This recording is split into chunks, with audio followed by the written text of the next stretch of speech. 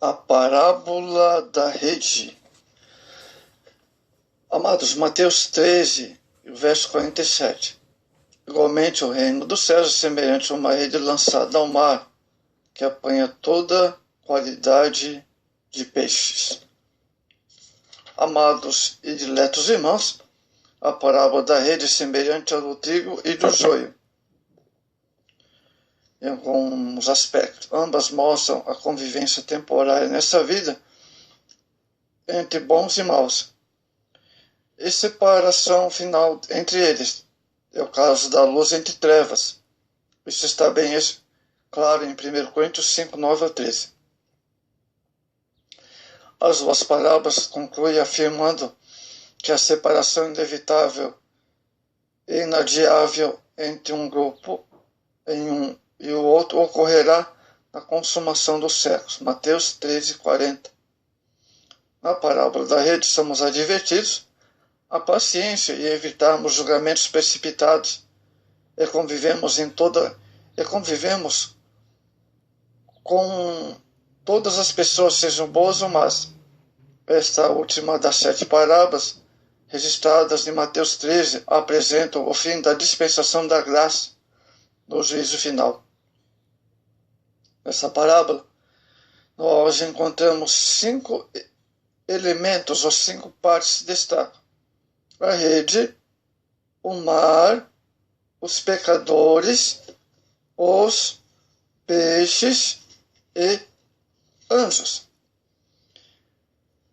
Então vamos começar a falar pela rede. Verso 47. O reino dos céus, diz o texto, é semelhante a uma rede lançada ao mar.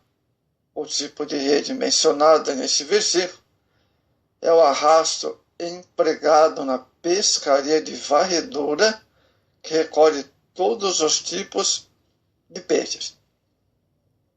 Bom, a malha desta rede. A malha desse tipo de rede recolhe toda espécie de peixes, bons e ruins, úteis e inúteis. De modo semelhante, quando a igreja lança a rede por meio da pregação do Evangelho, alcança e abrange todo tipo de pessoa, sem qualquer discriminação. Entretanto, nem todas permanecem em suas malhas, visto que entre o povo de Deus há muitos que não são verdadeiramente leais a Cristo e a sua palavra. Veja 1 Coríntios 5:11. Outra coisa importante: a rede não discrimina os peixes. A rede mencionada na parábola é manejada por vários pescadores. Há também uma rede individual de pescar, com uma popular tarrafa, conhecida no Brasil, e outras modalidades. Isso ilustra a pescaria espiritual. Mateus 4:19. A evangelização da população, ou coletiva, e a pessoal, ou individual. A rede da pescaria espiritual para o reino de Deus, lançada no dia de Pentecostes, continuará a ser usada até o final da dispensação da graça. Vimos a rede, vamos ver o mar. Verso 47 ainda, amados. O mar representa a humanidade. Muito bem. O mar, na linguagem figurada da Bíblia, que inclui as parábolas, representa a humanidade em geral. Daniel 7:3, Isaías 57:20, como por exemplo. O que a Bíblia sugere acerca do mar não está limitado apenas à superfície. Envolve também a sua profundidade, obscuridade, por causa das trevas do pecado. Todavia o Evangelho tem o poder de resgatar do fundo do mar o mais vil pecador. Romanos 1:16. quando a rede é lançada ao mar, recolhe toda espécie de peixes. Assim também o Evangelho. A ninguém discrimina, mas é pregado a toda criatura. A seleção não é feita pelos pescadores na malha da rede, mas, depois que a rede é recolhida, à praia. A separação entre bons e maus será executada na consumação de todas as coisas.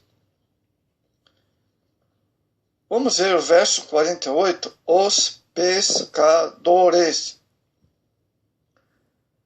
O texto não destaca pescadores como tais no verso 48,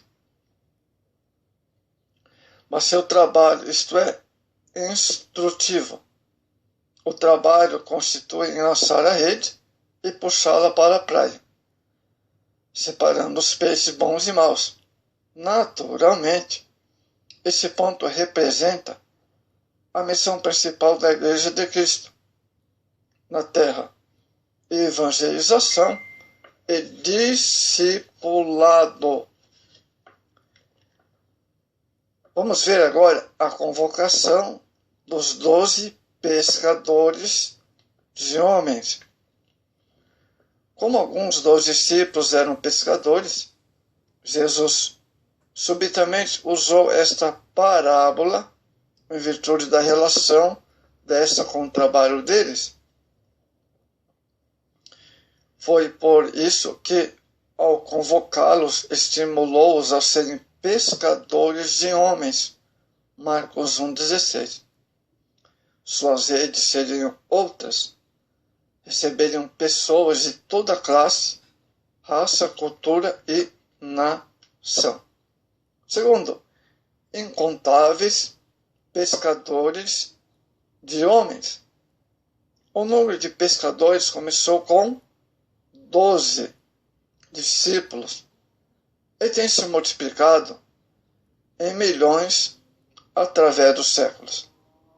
Apesar de todas as investidas do inimigo de nossas almas para deter o avanço da igreja, a rede continua firme. Jamais se rompeu, jamais se desfez. Outra coisa importante, cada crente um pescador de homens. Todo ganhador de alma é um pescador nesse grande mar, o mundo. Por conseguinte, é missão de cada crente ser um pescador de almas para o reino de Deus. Marcos 16,15. A ordem imperativa de Marcos 16,15 não é para um grupo específico, mas para todos aqueles que pertencem à Igreja do Senhor Jesus. Vamos ver o quarto elemento da parábola: os peixes.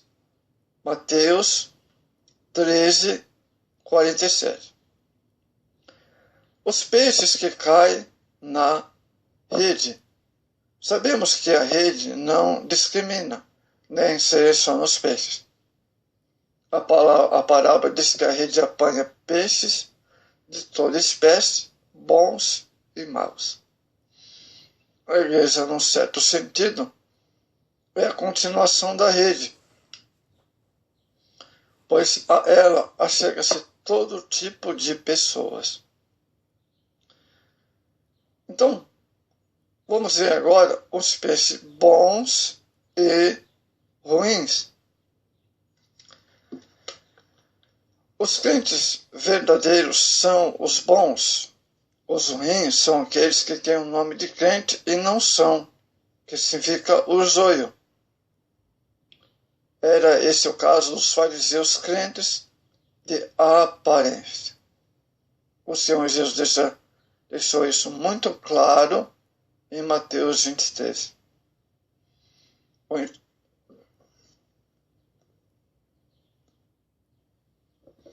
No ensino de Jesus, essa parábola não é diferente de outras, como é a distinção entre trigo e joio.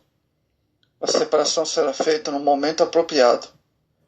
A igreja visível e local, em seu rol de membros, tem uma mescla de crentes, espirituais e carnais. Uns são parte integral da igreja como servos fiéis do Senhor.